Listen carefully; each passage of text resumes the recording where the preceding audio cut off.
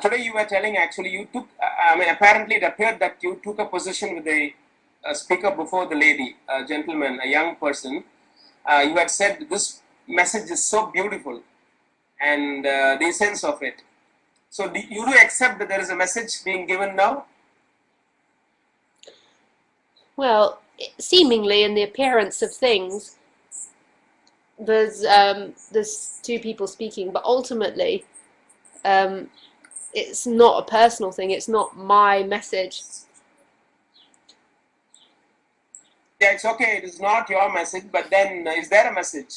There is a communication from nothing to nothing seemingly happening, but in that, there's an appearance of somebody thinking they're getting something, maybe, and somebody thinking they're hearing something on one side, but really this is nothing expressing itself for nobody. But there seems to be a communication happening. There seems to be a communication, or there is a communication? It seems to be. It always seems to be. It's never like we think it is. But that's a but that language is a bit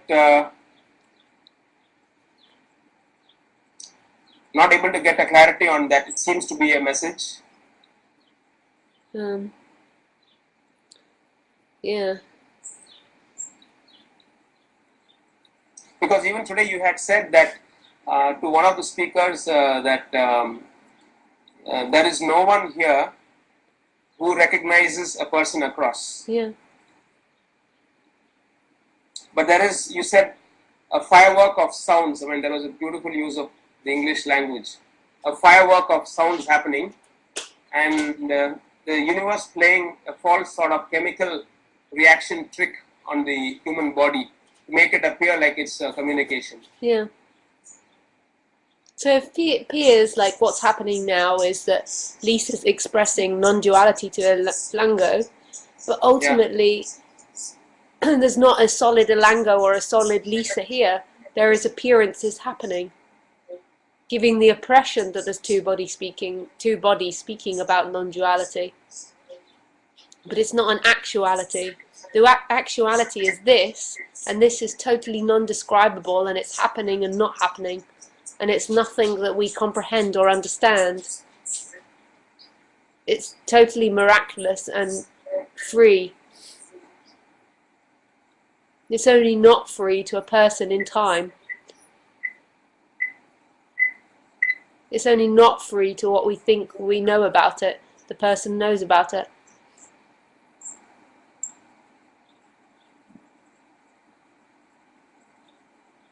But a person always exists in time, isn't it? I mean, that's what you've hinted. Yeah. So the timeless, now the person cannot exist. No.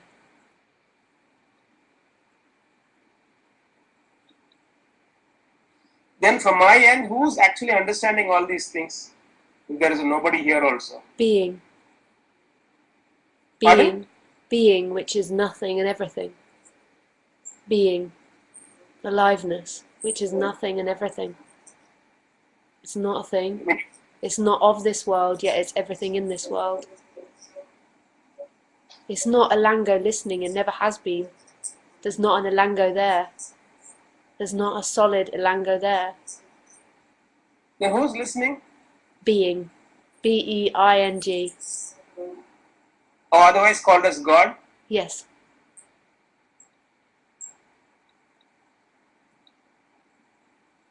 So God is listening. Then after the talk, when this body-mind has its own routine life, when issues happen, is it that God is having all the problems in life? Yes. Issues? But the way that God has the problems in life is it creates the appearance of Ilangho that feels like he's real and feels like he's got problems. That's the way God creates it in order to have this human experience. But God has no problems because God has no quality, but yet is every quality. To God, this is totally free and it's gone as soon as it's appeared. It's a totally creative and artistic expression. So the God creates a robotic toy called as Ilangho and plays with it. But he creates it out of himself. He creates everything. It's not even he, it creates everything. So the robotic Ilangho, every ounce of it is made of God. But then God also creates the feelings that that Ilangho is a separate person, and Ilangho is having a separate experience from everything else. And then the suffering begins, because then Ilangho feels abandoned and alone, and feels that pleasure is the only source of happiness. That pleasure is the only source of completion. And so he spends his whole life seeking for pleasure and putting so much emphasis on pleasure until he gets tighter and tighter and smaller, trying to seek for something that doesn't exist.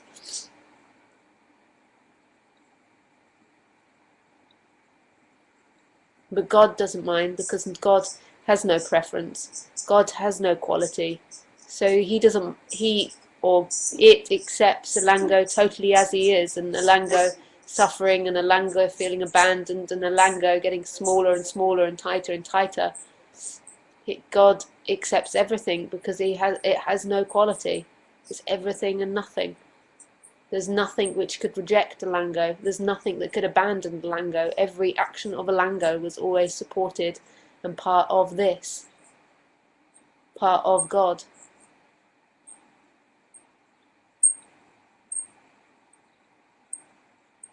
And the false I has also been created by God.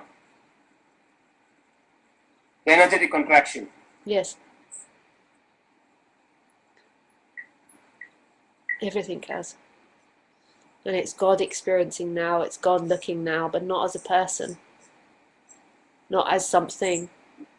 Something is already a form. There's nothing and everything.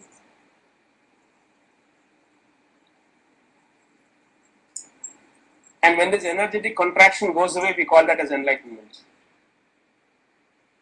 Yes, that's what we call enlightenment, but it's not for anyone. Yeah.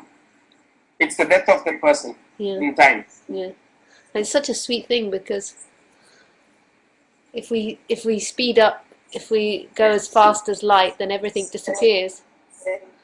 So we become enlightened, we become still. Once again, I mean, that's physics. When you go to the speed of light, actually everything stops. That's a physics statement, right? Yeah. But you're bringing it to non-duality. Could you just, I mean, like, sort of give us the link? Oh, I understand in physics that when you travel at the speed of light, everything becomes still. yeah. But how does it transfer into non-dual Just literature? that we describe it as enlightenment, we become light. Correct. So it becomes total stillness. We believe this world is really real, and it's really moving, and it's really happening, where actually there's nothing happening. The nature of everything is still. It just seems to be happening. But it's a trick.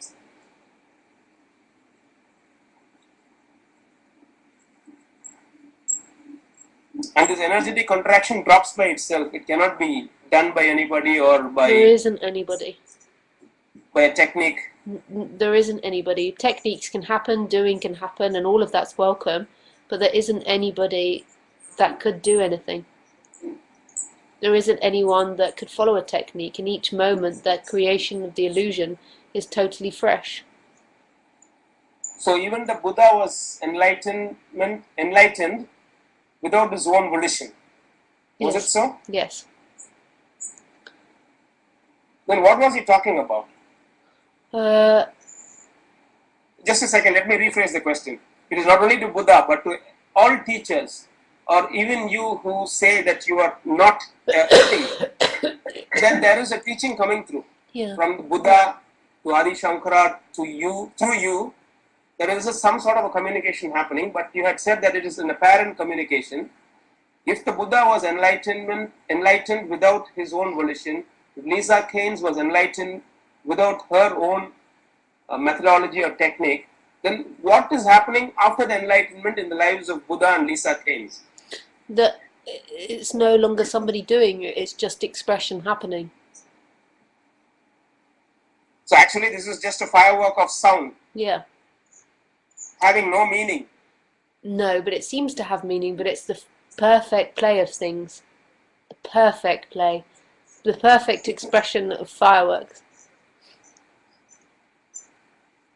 Even in the beginning of this session, you had said it apparently appears to be seeming like there is a message.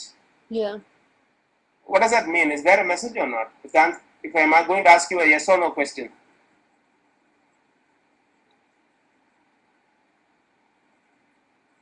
Hello? Hello.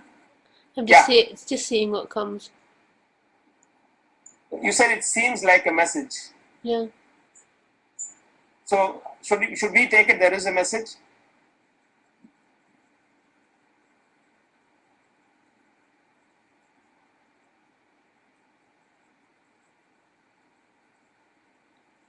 Hello? But who's the message for?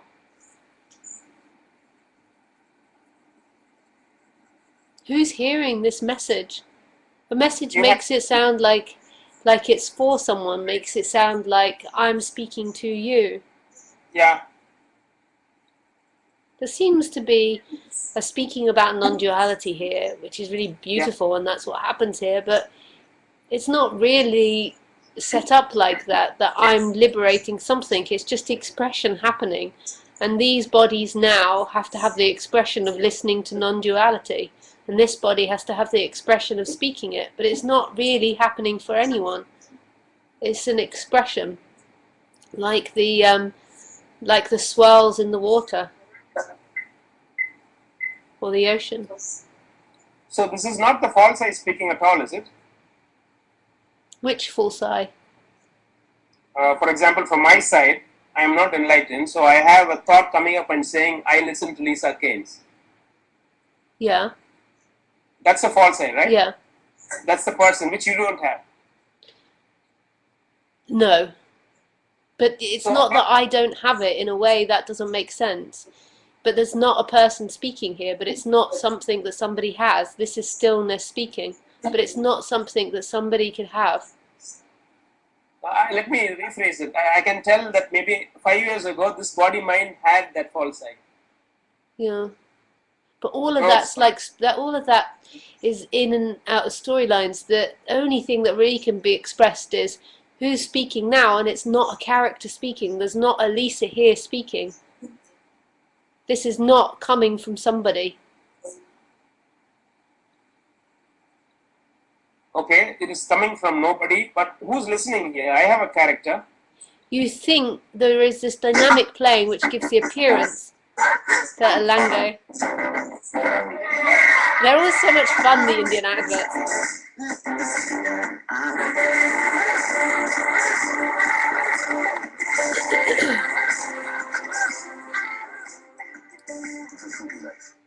Hello? Hiya. Yeah, that is over.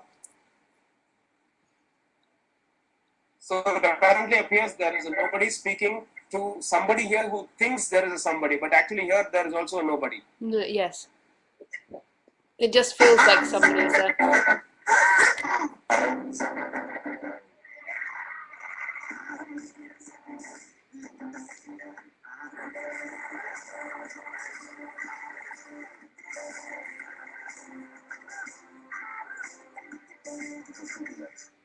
Hello?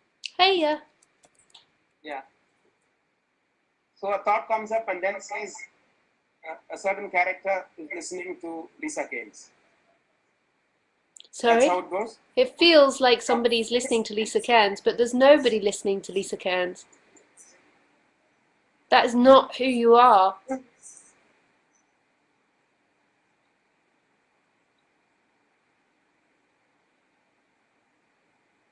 There is nothing listening to nothing. Yes. Or everything. Or you could say everything's listening to everything. Fine. Nothing, everything is listening to nothing, everything by means of a non-message. It's not quite as black and white as that. I understand. But the problem with people like us is that later on the thought comes up and the story goes in la la land and we have our own folders and they link up and then the pleasure pain principle starts working. Yeah. And that is stated by... It could be very uncomfortable, yeah. So you had said that maybe psychologically you can start relaxing it, but still you're in a cage.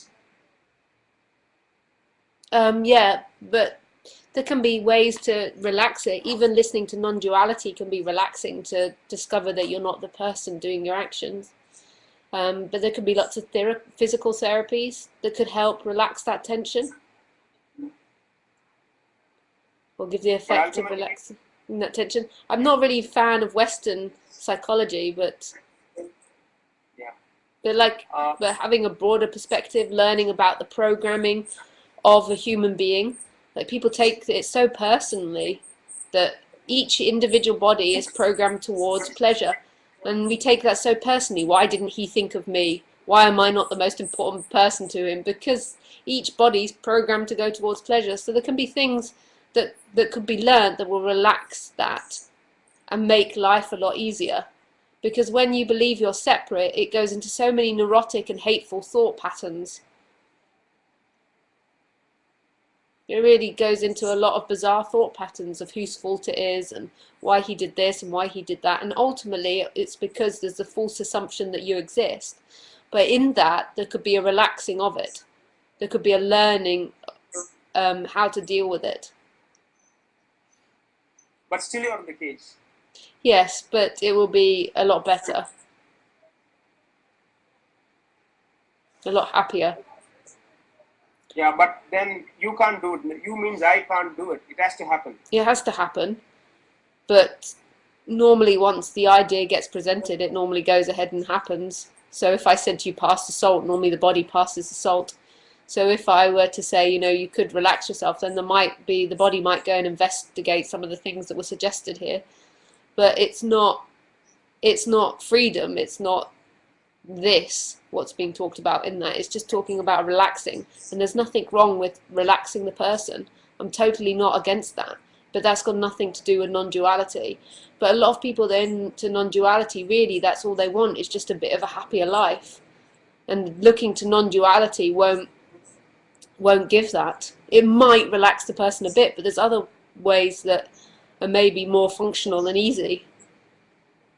Like I met a girl recently that had trouble swallowing and had problems eating, and she began to do work with Byron Katie, and a lot of that really relaxed and helped her as a person. It helped her regain new conditioning and not get so panicked by food. But it's not that there's actually somebody in there, but it's like, you know, it's the same as when the leg is broken, a cast gets put on. When the psychology goes crazy, then a cast is presented. I don't mean a cast, but I mean like there's something which can help improve that. But that's not non-duality, and a lot of people come to non-duality to try and do that. And a lot of speakers speak about both at the same time. They talk about psychology and non-duality, and I'm not criticizing that. But a lot of people mix up the two and think that enlightenment is something to do with the person and the character. What you have just now spoken apparently appears to contradict the statement that we had made, that, you know, what's happening is destiny, and even whatever you say through anything cannot act on what's happening. No. There is no freedom. No. There is no what? No freedom. No. So when we suggest something to somebody, unless it is there in the script, it will not happen. No, it won't. But if we were sitting around a table, Ilangho, and I said to you, Ilangho, could you pass me the salt? There's a good chance that will happen. Only if it is if I said to you, if I suggested that your character might become, might be more happy by doing, say, work of Byron Katie, then there's a good chance it'll happen. Not because it's anybody's free will, not because it's not to do with it being one script and there's only one way it can go. It's just the functioning of it. Humans have this apparent conversation going back and forth. It doesn't mean because I say to you, can you pass the salt, and you pass me the salt, that there's free will. It's just the play acting its way out. Like in a film, one character says, shall we go and sit down? And they both go and sit down. It's all in the script. It's the way that humans communicate. And if I said to you, could you pass me the dog lead? you'd go and find the dog lead. Or if I said, could you move that table, you'd move the table. Not because there's independence or free will or that it's not all written, but because that's how humans communicate. That's the flow of them. So like when you're learning to be a doctor, you have to read these books. And if you're in surgery, you'd have to say, can you pass me this tool or put on more light? And then it most of the time happens, but not always. But the bottom line is there is no free will. No. That is not somebody that says, can you pass me the salt? That is a functioning appearing, like the light appears, like the sun shines, like the tree blows in the wind. You had said today to one of the persons who had spoken that I don't believe that a person wants to die. Yeah. In enlightenment. No. The person always wants a thing, and enlightenment is no thing. So the person always wants an object, it wants a state, it wants something that it can see and know. It doesn't want nothing. Yeah, but when I speak to you, who's speaking? It's not the person speaking, right? No. So when I say that I want enlightenment, that's sort of... That's nothing speaking through a filter of somebody. That's nothing speaking through a filter of Ilangho, and the Ilangho wants something.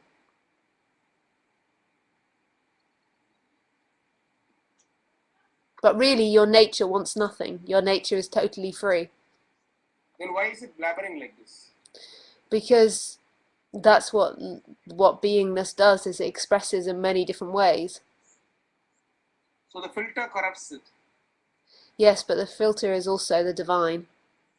It is also God. Yeah, but then for you the filter went off.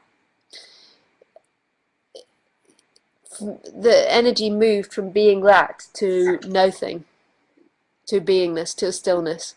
But I can't talk about it in time. If I talk about it in time, I'm going into storylines. I can only talk about this. Here, there is not someone speaking to you. Like, to say the filter went off is to believe that I'm something moving in time again. It's really a weird thing. Yeah, I understand that. In one of your talks, and I think somewhere in 2011, and on the YouTube, there was a Eastern European language below. I think it is Polish or something. I couldn't understand. But you had spoken about the end of suffering by Buddha. Yeah. That's what enlightenment is all about, or non-dual teaching is all about. You know, somewhere on those lines. Am I right? I said what, sorry? You said something which resonated with what the Buddha's teaching was. About 20 years ago, when I started hearing about the Buddha, and he was keeping on talking about suffering, and, you know, stopping the suffering in human life, I thought, I mean, what is this person talking like? And other big teachers were talking about enlightenment being in a state of 24/7, 365 bliss, and, you know, becoming everything. Buddha keeps on talking about the end of suffering. You spoke on that talk about the end of suffering. Do they both tally? To me, enlightenment is the end of suffering, which is not a thing, it's an absence of an illusion. People that are speaking about bliss and high experiences are still talking about a thing to me, and so no, it's not the same thing. They're still talking about a state. Right. They're still talking about something in this world. But the Buddha got very not corrupted, that's such a harsh word, but corrupted by being written down many a times. So I can really hear non-duality in Buddhism, but when you look at it as a whole, there's so much dogma in it.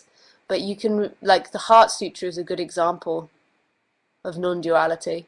And there's certain, the Heart Sutra. What was that? Well, I used to be able to recite it, but I can't anymore. Let me have it. I still have it in my documents.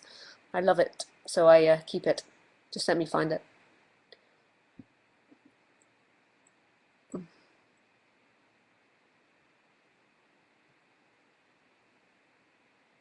Is it in your book? No, I don't think it is. Well, maybe you can look it up. It's lots of different translations of it again.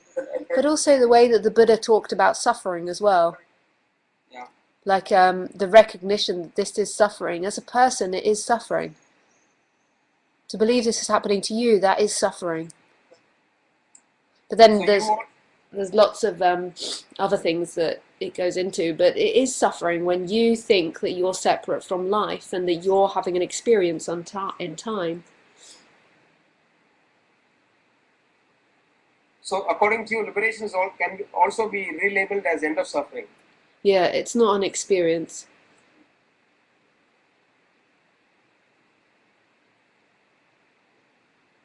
It's an absence.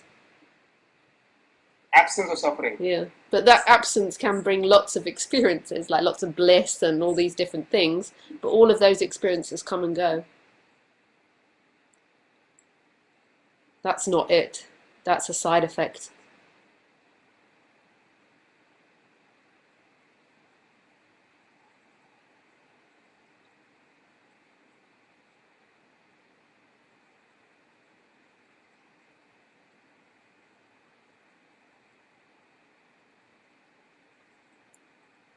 And in some of your earlier videos I was watching, you were using the Namaste, the sign. Yeah. The Indian, but nowadays you don't use it, right? Yeah, I think that's was just the conditioning of this body. There'd been a lot of time spent in India, and now there hasn't been much spent in India the last 4 or 5 years. Okay. In my 20s, there's a lot of time spent in India. Or was it the influence of people around you at that point in time? Sorry? Was it the influence of certain teachers or people? Yeah, Ramesh, Balsakar, and just spending time in India, you just get used to doing that. You know, what I'm looking at is the last couple of years, is it that your state of whatever you are, you're totally off all those orthodox teachings and... Yeah, could have been, yeah. Could have been a moving away from all of that and any ideas that were left disappearing that are related to any spiritual thing or any experience. But there wouldn't be a noticing of that, because the noticing of that is always for a person.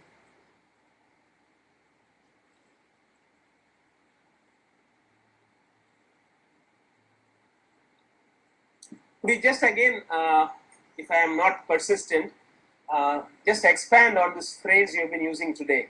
Seems like a message. Yeah. You don't say it is a message, but you say it seems like a message, what you're talking to us. Well, yeah, could be.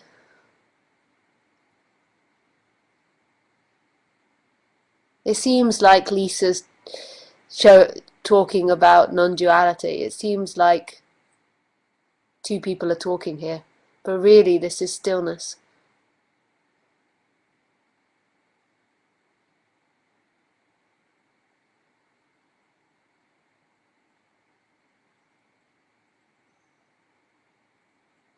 And this false I has to drop by itself, with the God willing. Everything's always happened by itself. This has always been the work of God. Everything. So your famous statements of doing happens, nothing born, nothing dies. Mm-hmm. Okay. When we go to a funeral, we see a body dead. Yes. Dead be there. Yeah. But that's only our label of it. We actually don't know what dead is. It's just a form changing into another form. We call dead the absence of the movement of the body. But actually, if you look inside the body, it's still moving. It's still changing. What about childbirth? What When about... a baby is born?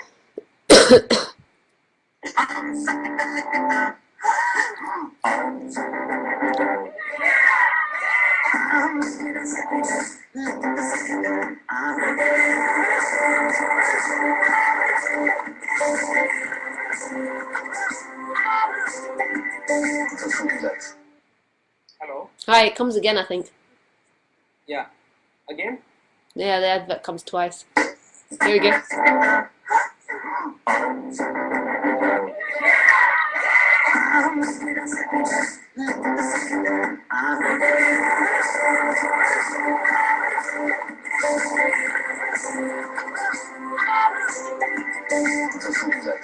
Hello? Hello. Yeah. when I started listening to your talks, the main things which really hit me like a hammer was doing happens, nothing born, nothing dies, there is no you. With that as a sort of a prologue, I see a person dying in front of me, and another place, you see a child being born from the womb of a mother. Yeah.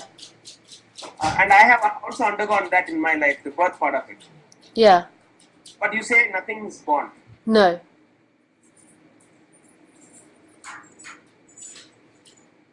So when a baby is born, what happens? There is just a transformation of energy. When a baby is born, Yes. there is no birth of a child then. Well, it's what we call it in our society, but no. There's a movement of energy that's happened from one And thing that to another. And that movement of energy is labeled as a child. Yes. So there is no separate entity as a baby. No. But it's a mystery. It's a total mystery, actually, what it is.